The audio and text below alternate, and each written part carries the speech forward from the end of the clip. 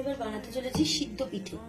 তো তার জন্য গরম জলেতে চালের গুঁড়ো, এখানে রয়েছে সিদ্ধ চাল, তো সিদ্ধ চাল নিয়ে নিচ্ছি আর গরম জলেতে ভালো করে মেখে নেওয়া হচ্ছে জিনিসটা। বন্ধুরা, মন্ডটা তৈরি হয়ে গেছে, সিদ্ধ পিঠে বানানোর মন্ড রেডি। এবার বন্ধুরা দেখে নাও পিঠাটা কিভাবে বানানো হচ্ছে।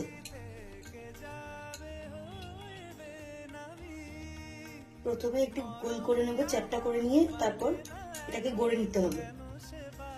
দিয়ে নারকেল পাক করে রাখা পুর দিয়ে পিঠে গড়ে নেওয়া হচ্ছে।